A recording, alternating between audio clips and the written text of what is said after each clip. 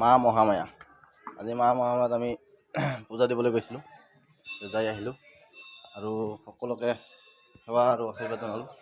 আজি সোমবাৰ বলবম আৰু আমি স্নান ঘাট মহামায়া দুটাই ঘূৰিলোঁ।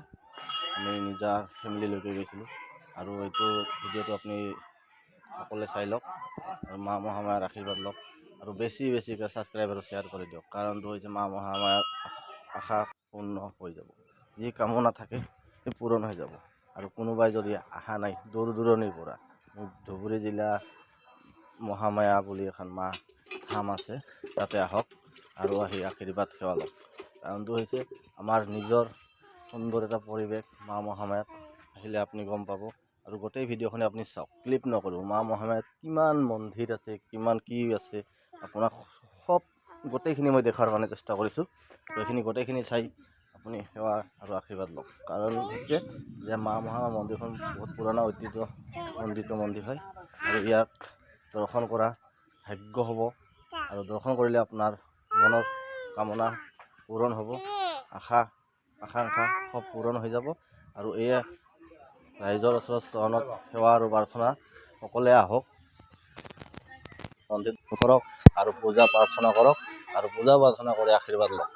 এয়ে আপোনাৰ ওচৰত কামনা যে মোৰ মা মহামায়াত মন্দিৰখন কি ইমান বহুত পুৰণা মন্দিৰ আৰু এই মন্দিৰখনত যি মনৰ আশা আছে আহি কামনা কৰক আৰু সফল হ'ব। এই সফল হোৱাৰ কাৰণে আপুনি আহক আৰু মা মহামায়াৰ চৰণৰ সেৱা এটা জনাওক। আৰু মা মহামায়া মন্দিৰত কি নাই, কেনেকুৱা মন্দিৰ লাগে, কি লাগে, আপোনাক সকলো মন্দিৰ আপুনি ইয়াত পাব। আৰু মা মহামায়া মন্দিৰখন বিৰাট শান্তিপূৰ্ণ এখন মন্দিৰ হয়। এই শান্তিপূৰ্ণ মন্দিৰত গ'লে আৰু মনটো বহুত এটা আনন্দ লাগে। সেই আনন্দৰে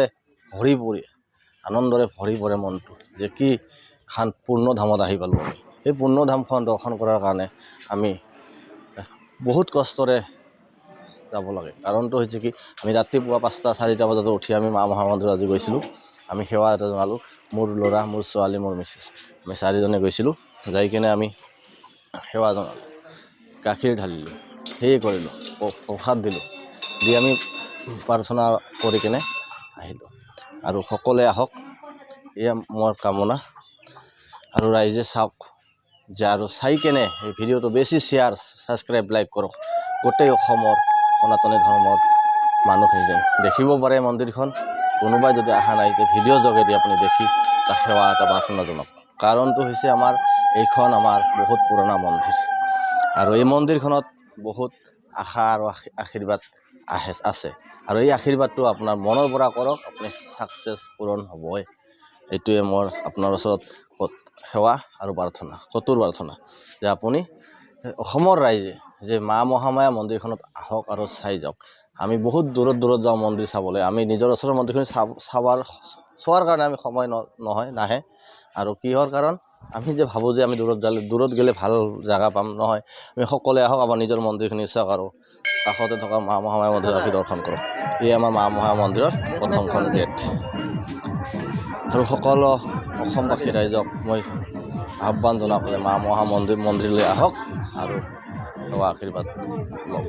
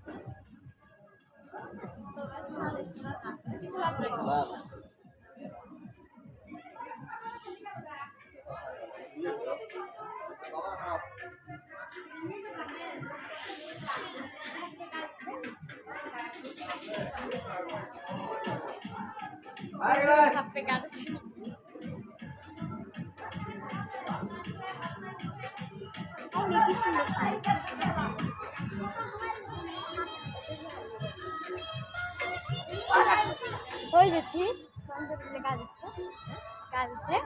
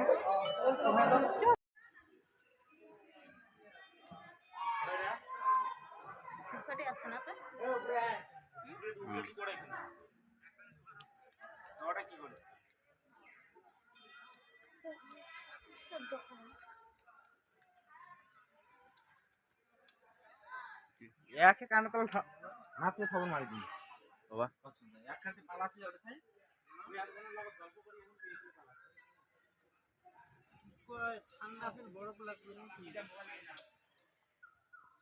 এই আমি ওখানে ভালো না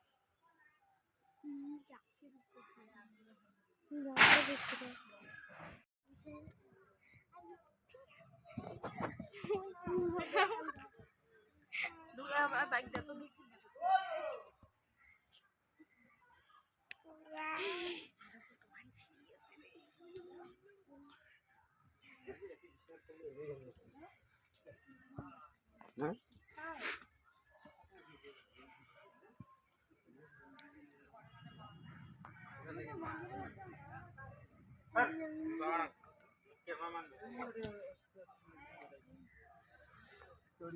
দেখ